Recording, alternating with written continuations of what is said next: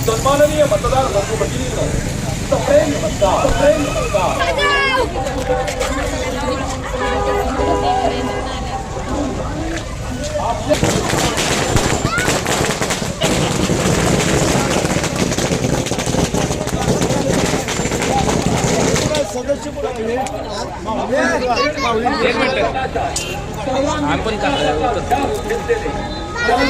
नामदार फकरबाबा पाटील, राष्ट्रवादी काँग्रेस पार्टीचे प्रदेशाध्यक्ष, माजी मंत्री आमदार शशिकांतजी शिंदे साहेब आणि खासदार नितीनकाका पाटील यांच्या नेतृत्वाखाली राष्ट्रवादी काँग्रेस पार्टीचे खेड जिल्हा परिषद गटाचे अधिकृत उमेदवार आपला भूमिपुत्र श्री कामेश दिलीपराव कांबळे आणि आपल्या क्षेत्र माहुली पंचायत समिती गणाच्या अधिकृत उमेदवार सौ राणी अजय पवार यांना घड्याळ या चिन्हासमोरील बटन दाबून प्रचंड मतांनी विजयी करा, विजयी करा।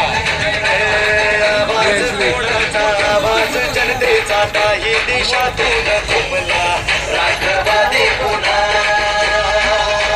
प्रगतीच्या वाटेने जाऊया साथीने, एका मुखाने हो बोला, राष्ट्रवादी पुन्हा। सर्वांना सांगा घड्याळ, विसरू नका घड्याळ। राष्ट्रवादी काँग्रेस पार्टीच्या घड्याळाला निवडून द्यायचं। आवाज कोणाचा, आवाज जनतेचा काही देशातून घुमला, राष्ट्रवादी पुन्हा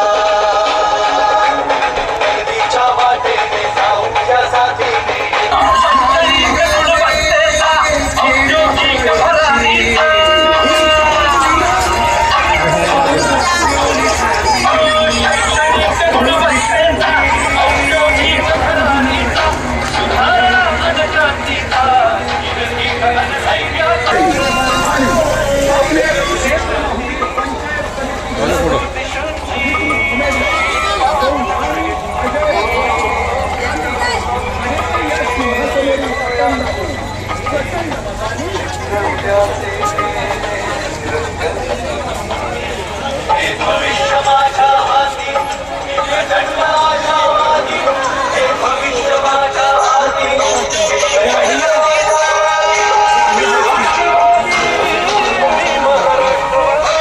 आत्मविश्वास आहे, दृढ निश्चय आहे, प्रगतीचा संकल्प आहे।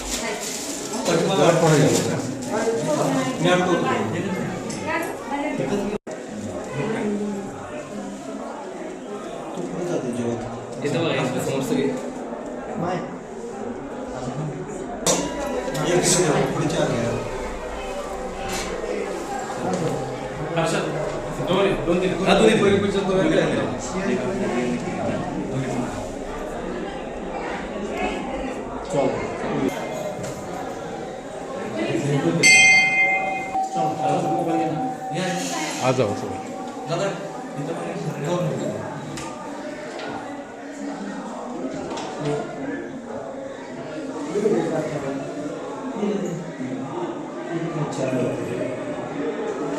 इथंच गाव सगळ्या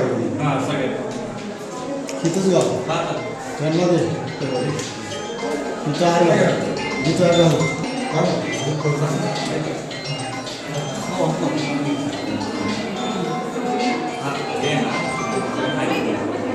बाहेर कोणाचं राज येऊन बसा सगळी बसा आणि खवली गावामध्ये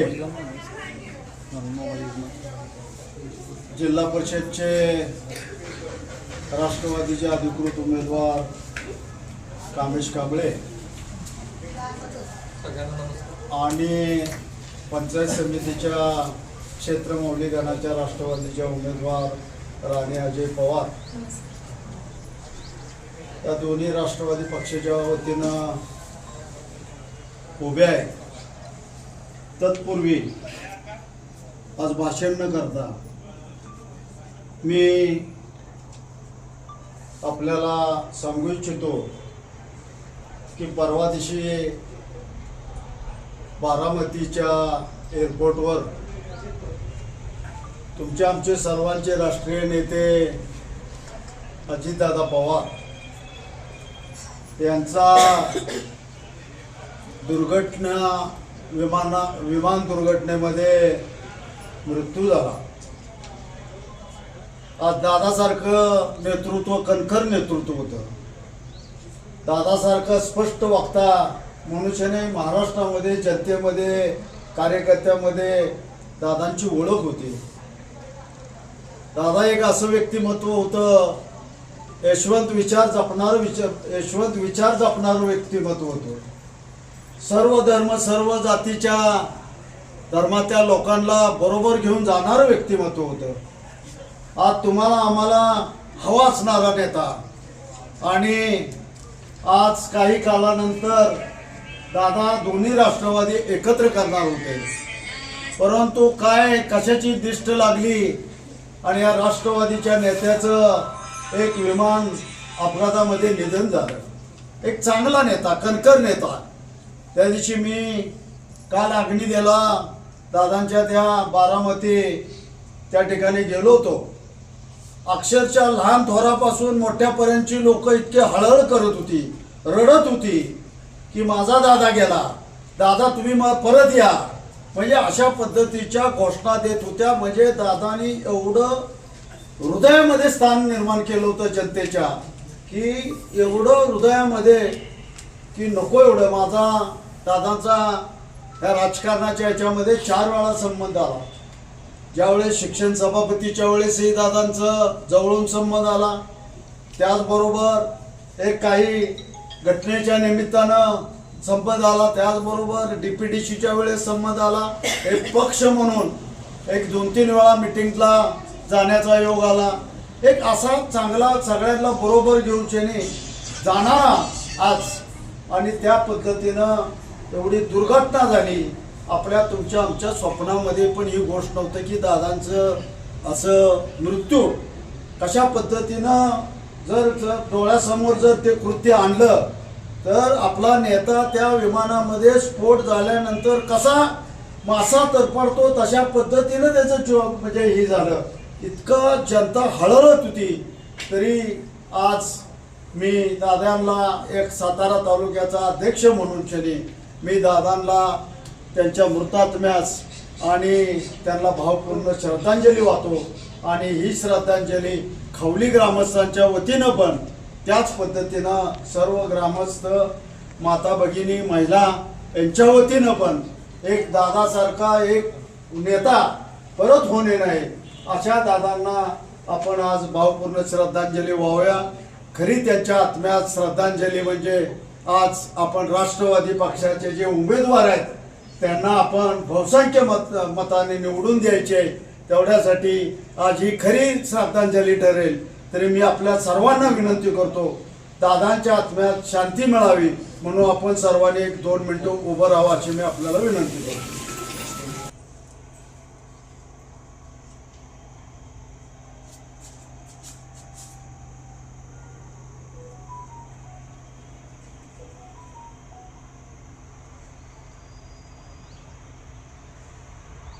ओम नमः शिवाय. मी घोषणा देतो. मी म्हणेन अजित दादा अजय दादा, तुम्ही सगळ्यांनी म्हणायचं अमर रे. अजित दादा अजित दादा अमर रे, अमर रे. अजित दादा अजित दादा अमर रे, अमर रे. अजित दादा अजित दादा अमर रे, अमर रे. धन्यवाद.